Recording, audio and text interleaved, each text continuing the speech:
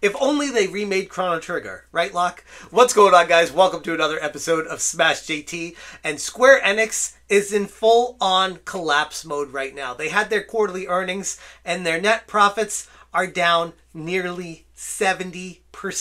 And I wasn't even going to make a video on this. I was just like, yep, it's Tuesday this time. Another video game company going under. You know, that's what it feels like. All these employees being let go. Profits are going through the floor. There's nothing going well for anyone. But at the same time, diving further into this one feels worse for some reason. And I have a feeling like this is just the beginning of a much further decline in the game industry before it gets any better. If it gets any better. Yeesh. JT.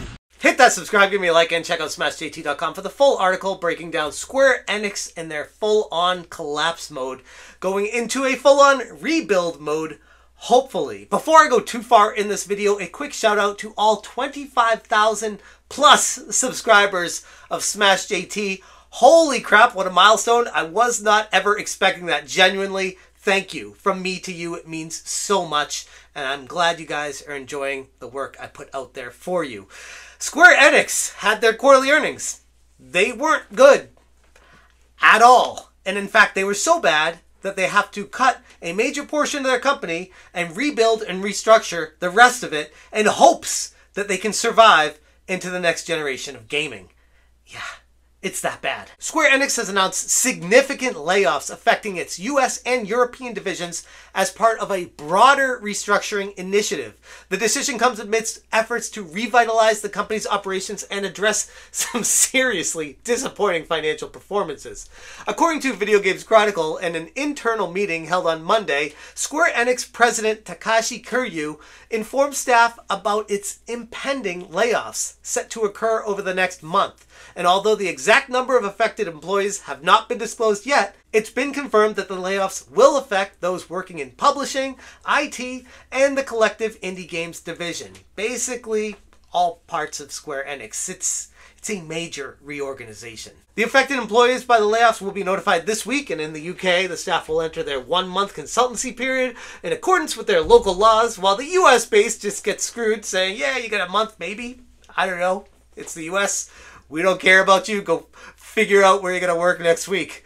That's what's happening to a lot of these employees locally. The layoffs coincide with the release of Square Enix's quarterly financial results, which highlighted the company's intention to rebuild overseas business divisions from the ground up and to optimize costs in its European and American offices. The restructuring is part of a larger effort to reverse recent disappointing sales of major titles. Many folks are reading into this that this restructuring is another word for complete organizational failure. Something I don't want getting lost in all of this that a lot of people aren't going to talk about or acknowledge is a lot of this is completely out of Square Enix's control. I don't know how much you guys know about the Japanese yen right now and worldwide currencies and its comparison to the US dollar specifically, but the yen is a mess right now. It's not doing well in comparison to the US dollar. So it's not entirely because the game sales aren't what they expected to be. Yes,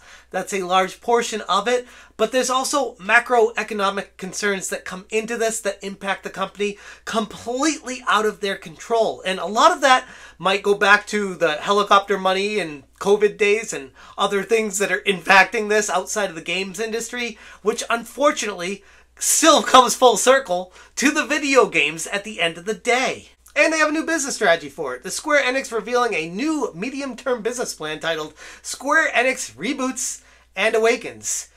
They should have just called it Final Fantasy. Sorry, that's a really bad attempt at a joke. Because this might be their last hurrah.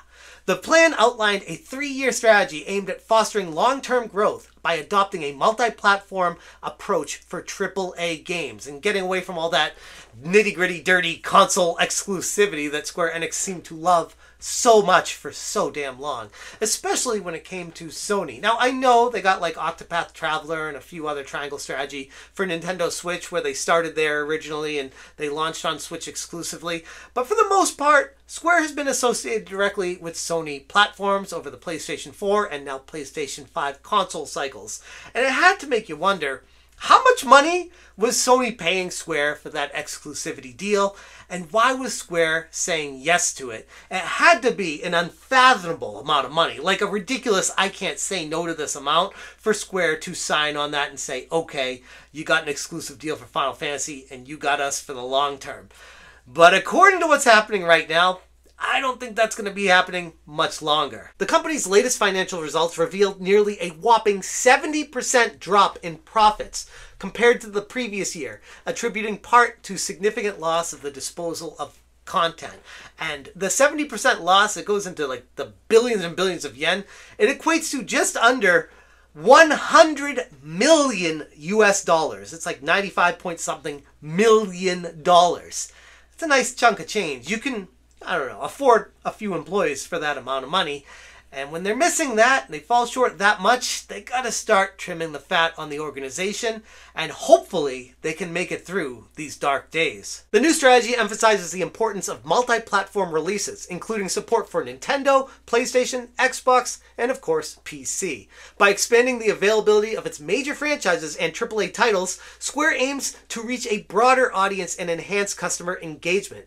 It just makes you wonder why they went the exclusive route in the first place. Like I said, like the amount of money in those contracts that they were getting from Sony and perhaps even Nintendo when it came to Triangle Strategy and stuff like that, I don't know. It must have been lucrative back then, but as of now, it doesn't look like that money is there anymore. And while the recent Final Fantasy titles like Final Fantasy VII Remake and Rebirth, fantastic games by the way, and Final Fantasy XVI, another good one that a lot of people enjoyed, were launched as PlayStation 5 exclusives, the new strategy suggests they shift towards multi-platform releases to better align with the company's future goals. This move is intended to mitigate the risks associated with platform exclusivity and leverage the strengths of internal development teams, because if you do console exclusivity and nobody wants to buy that console, you're kind of SOL when it comes to sales. Now, fortunately, the PlayStation 5 has been a fairly good selling console over the past few years, but it still limits the available options for people to purchase it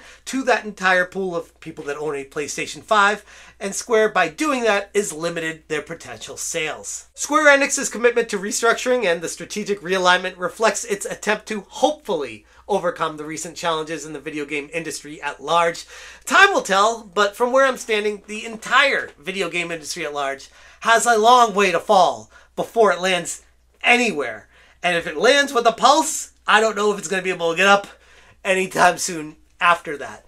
This is not good though. As I've spoken about plenty in previous videos, there's a lot of bloat in the video game industry, and over the past few years with COVID and just the people staying at home, lots more people playing games, there was an influx of cash coming into the game industry that they'd never seen the likes of before. And now they've gotten to the point where it's time to pay the piper. People are going back to work. They're getting away from the games. They're going outside more. They're not going to all these games. The games that were delayed have all been coming out. So it's just everything disorganized and everything coming together at one point to create this havoc. This should make everyone in the video game industry extremely concerned. For a very long time, I feel like they were hiring a lot of people that may not have been fitting for the positions they were, because there was a lot of bloat in the industry, a lot of funds coming from external sources that I'm not going to go into in this video, but all that money going into the industry for so long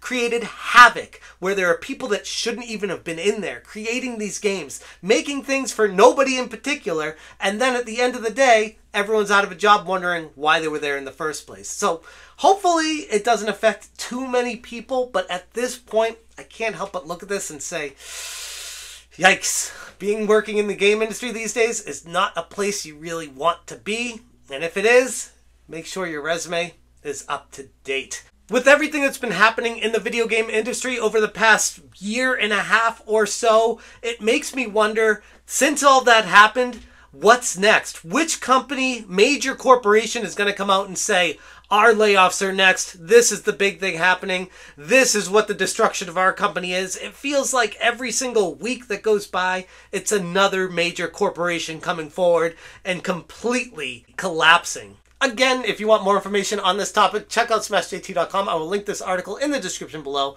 Thank you guys so much for watching, and as always, you stay smashing. Smash